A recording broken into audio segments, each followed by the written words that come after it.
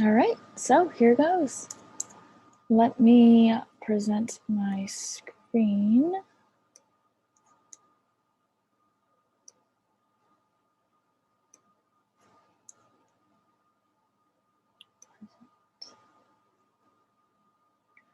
All right, so welcome back, sixth graders. Today we are going to be learning about media literacy.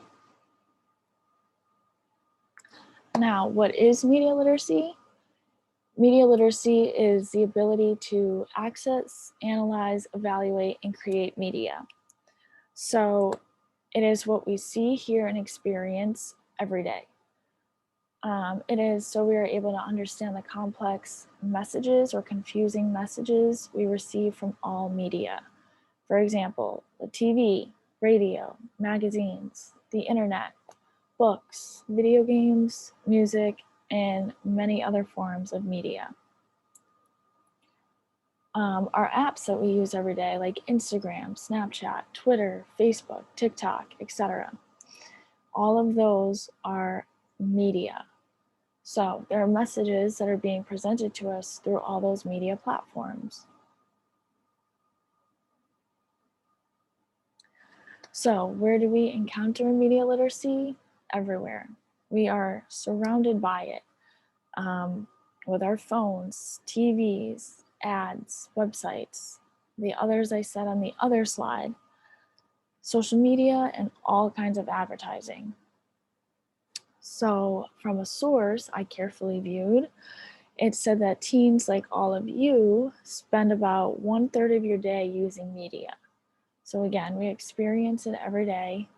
It is our culture today. We use it all the time, and there are so many different applications of media.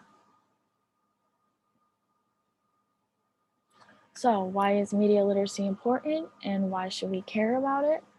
Well, it's so we are aware of what we can do with media and identify the different types of media, detect messages that are being presented to us, evaluate the media, see if it's reliable, see if it's real news or fake news. And there's so much information all over the internet where we have to be skeptical or careful of what we're looking at and viewing.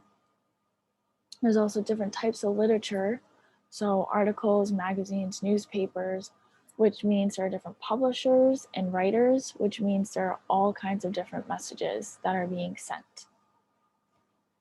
In this picture here of the media literacy with a bowl of candy, I thought that was cool just to show how many different types of media literacy there are.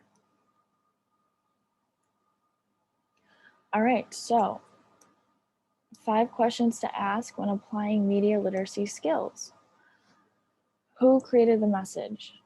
So who's the writer? Who's the narrator? Who's the editor? Who's the publisher? Who's the director? What creative technique are used to attract my attention? So what did they use that interested me? How might different people understand this message differently from me? So how can someone else interpret what the message is saying different than me?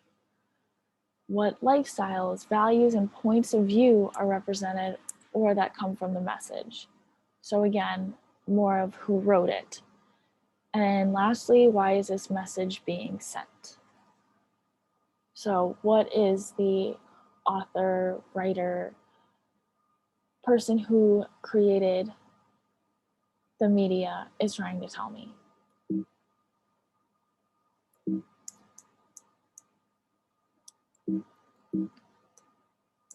Okay, and now it is your turn to work with media literacy. So this is why you're going to be excited to learn about it, but you're also going to be learning about it by making your own.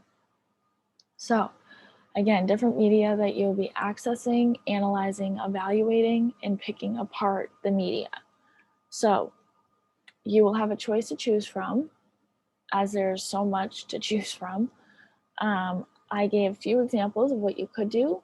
So you could create a brand, you could create a logo or design, dissect logos with a partner, find messages in movies, differentiate between media, could make a newspaper, or you could create an ad, and it could be a video or image. You can get creative with it, see what you like, figure out what would interest people, think about your point of view, and all of that. So I will let you be creative, and then next class we will come back together and share out our different creations and look at our different media.